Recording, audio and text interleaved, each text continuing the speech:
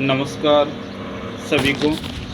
आज की online class में हम भूगोल विषय के अंतर्गत कक्षा 12 के पाठ संख्या 7 मानव व्यवसाय का अध्ययन करेंगे। तो किसी भी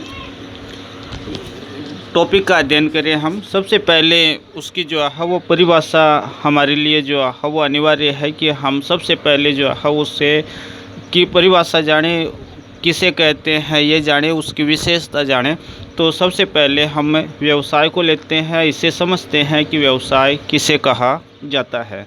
तो मानव जीवन यापन के लिए की जाने वाली आर्थिक क्रियाएं व्यवसाय कहलाती है। एकदम क्लियर करें आप कि मानव जीवन यापन के लिए जो आर्थिक क्रियाएं करता है उन्हीं क्रियाओं को व्यवसाय कहा जाता है। तो जब भी हमें पूछे कि व्यवसाय किसे कहा जाता है, तो एक व्यक्ति अपने जीवन यापन के लिए जो आर्थिक क्रिया करता है उन्हीं आर्थिक क्रियाओं को व्यवसाय कहा जाता है। तो ये अपने बात क्लियर हुई कि मानव जीवन यापन के लिए की जाने वाली आर्थिक क्रियाएं व्यवसाय के नाम से जानी जाती हैं। अब इसमें हमने पढ़ा आर्थिक क्रियाएं, तो सीधा सा प्रश्न की आर्थिक क्रियाएं क्या होती है।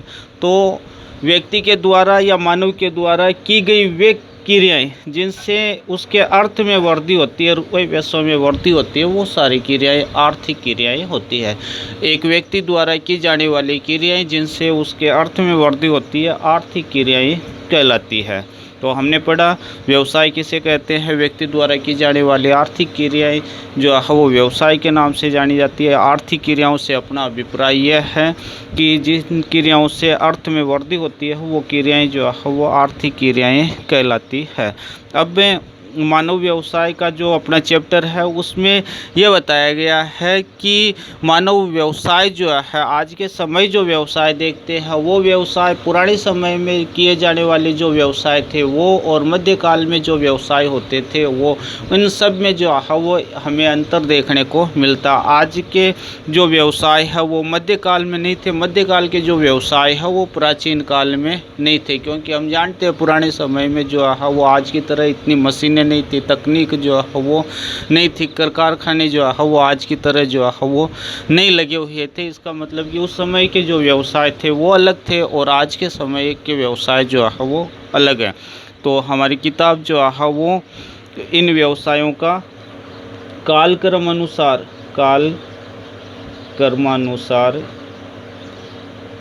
व्यवसाय कि समय के साथ व्यवसायों में जो है वो क्या क्या परिवर्तन हुए हैं, पुराने समय में व्यवसाय क्या थे, आज के समय व्यवसाय क्या है। तो हम सबसे पहले इसे दो बड़े भागों में बांट लेते हैं, एक प्राक ऐतिहासिक काल और दूसरा जो है वो ऐतिहासिक काल।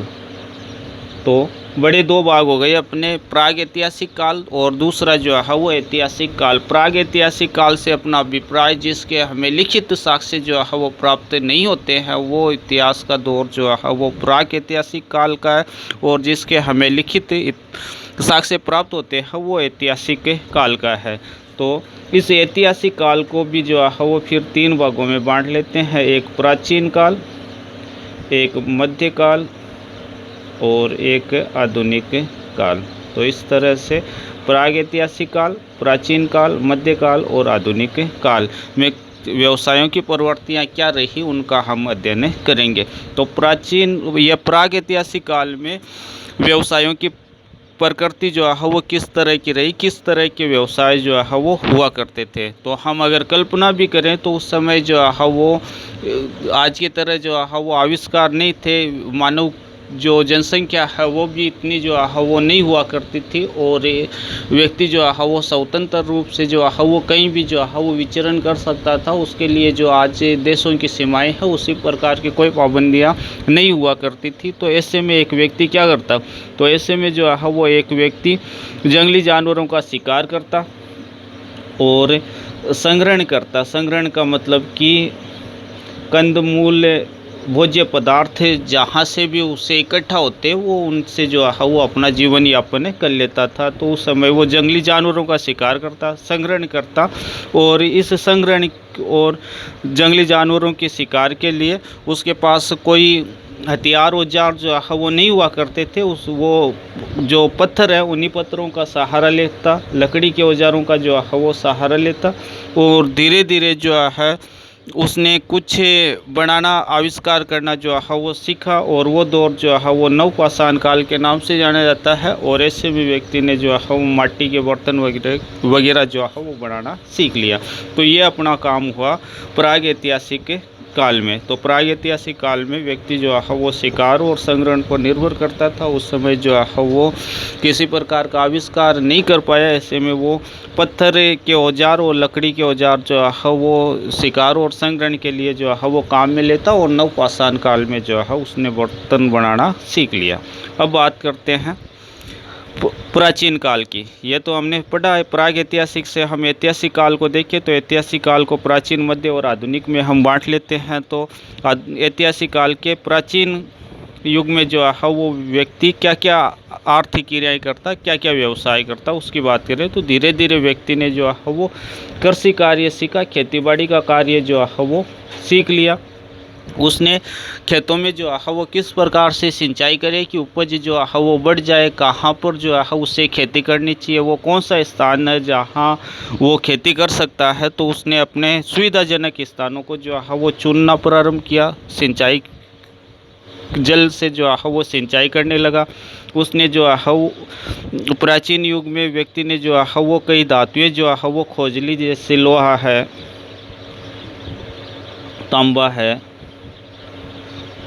तो इन सारी धातुओं को जो है वो व्यक्ति ने खोजने का काम किया, और छोटे जो उद्योग है, जैसे कि उसने जो है वो माटी के बर्तन बनाना सीखा है, जो कपड़े बनाना जो है वो सीखा है, तो छोटे छोटे कामकाज जो है वो अब करने लगा।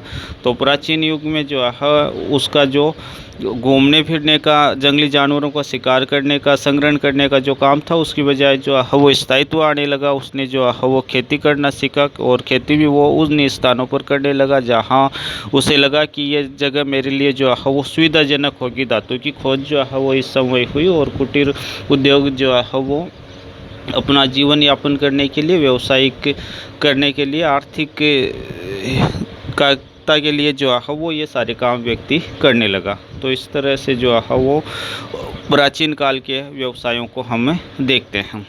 फिर अपने बात करते हैं मध्यकाल। मध्यकाल का समय जो है वो 600 ईस्वी से 1500 ईस्वी तक का जो समय है वो मध्यकाल के नाम से जाना जाता है। तो इस समय जो है वो सभी विश्व के सभी देशों में जो है वो राजा महाराजाओं का जो है वो शासन होता था, सामंतशाही जो है वो व्यवस्थाएं होती थी, और एक राजा के आदेश से जो है वहाँ की आर्थिक क्रियाएं जो है वो डिपेंड करती थी। और जो हमने पूर्व प्राचीन काल में पढ़ा है, उससे धीरे धीरे जो है वो व्यक्ति ने विकास किया। इस समय जो है वो व्यापार वाणिज्य जो है वो होने लगा, शिक्षा का जो है वो प्रचार प्रसार जो है वो हुआ, और वस्तु विनिमय का काम जो है वो शुरू हुआ। वस्तु विनिमय से अपना अभिप्राय है कि एक व्यक्ति अपने पास जो जिस वस्तु की उपलब्धता है, पर्याप्तता है, उस वस्तु के बदले में जो है जिस चीज़ की कमी है, उस वस्तु को जो है वो व्यक्ति, जिस चीज़ की कमी है वो चीज़ जो है वो ले लेता, और जिस चीज़ की उसके पास अधिकता है वो उसको जो है वो दे देता। तो इस प्रकार से जो है वो वस्तुएं जो है वो विनिमय की जाती है। वस्तुओं का जो है वो आदान प्रदान जो होता है उसी को हम वस्तु विनिमय के नाम से जानते हैं। आज व्यापार वाणिज्य जो है वो मुद्रा विनिमय में होता है। आज किसी वस्तु या किसी उत्पाद के लिए हमें मुद्रा जो है वो देनी पड़ती है, और मध्यकाल में जो है वो वस्तु विनिमय हुआ करता था। जिस चीज़ की अधिकता है और वो वस्तु दे दी जाती, और जिस चीज़ की कमी है वो वस्तु जो है वो ले ली जाती। तो यह व्यवस्था जो है वो वस्तु विनिमय के नाम से जानी जाती थी। अब हम पढ़ते हैं आधुनिक काल में मानव व्यवसाय जो है वो क्या क्या हुए। तो हम जानते हैं कि आधुनिक काल में जो है वो व्यक्ति ने विकास किया, धीरे धीरे जो है वो नए नए जो है वो आविष्कार हुए। इन आविष्कारों में जो है वो हम देखते हैं कि 17वीं 18वीं शताब्दी में जो है वो औद्योगिकरण जो है वो शुरू हुआ और धीरे धीरे जो है वो औद्योगिक क्रांति जो है वो आई। उद्योग जो है वो बड़े पैमाने पर लगाए गए, मशीनें जो है वो नई नई बनने लगी, कल कारखाने जो है वो स्थापित हुए। पुराने समय जो हाथ से काम किए जाते थे उसकी बजाय अब जो है वो मशीनों से काम जो है वो ज़्यादा होने लगे। तो ये सारी प्रवृत्तियाँ जो है वो हमें आधुनिक काल में देखने को मिलती है। तो इस समय तकनीकी विकास हुआ, औद्योगिकरण हुआ, नई नई मशीनें जो है वो आ गई। हाथ से जो काम पूर्व में हुआ करते थे उसके बजाय अब व्यक्ति जो है वो मशीनों पर ज़्यादा डिपेंड जो है वो रहने लगा। तो इस तरह से हम देखते हैं कि एक पूरी की पूरी विकास यात्रा जो है वो व्यवसायों की भी है। पुराने समय प्राग ऐतिहासिक काल से लेकर आज तक जो है वो व्यवसायों की जो प्रवृत्तियाँ हैं वो समय के अनुसार जो है वो बदलती रही है। प्राचीन युग में जहाँ प्राथमिक व्यवसाय ज़्यादा होते थे, वहीं औद्योगिक क्रांति के दौर में जो है वो द्वितीयक व्यवसाय जो है वो ज़्यादा होने लगे। और आज के दौर में अगर हम देखें तो तृतीय, चतुर्थ और पंचम व्यवसाय जो है उनकी अधिकता धीरे धीरे जो है वो होने लगी है। तो समय के साथ व्यवसायों की जो प्रवृत्तियाँ हैं वो भी बदलती जाती है। अब हम संक्षेप में जो है वो देख लेते हैं व्यवसायों के प्रकार, और अगली कक्षा में विस्तृत रूप से व्यवसायों के प्रकारों का अध्ययन करेंगे। तो प्राकृतिक संसाधनों से सतत दूरी बढ़ने के आधार पे ये वर्गीकरण किया गया। जैसे जैसे प्राकृतिक संसाधनों से हमारी निर्भरता बढ़ती है उसके आधार पे व्यवसायों के 5 प्रकार किए गए हैं। व्यवसायों के प्रकार के अलग अलग आधार है, तो जिसमें संसाधनों से बढ़ती दूरी के आधार पे जो है वो 5 प्रकार किए गए हैं।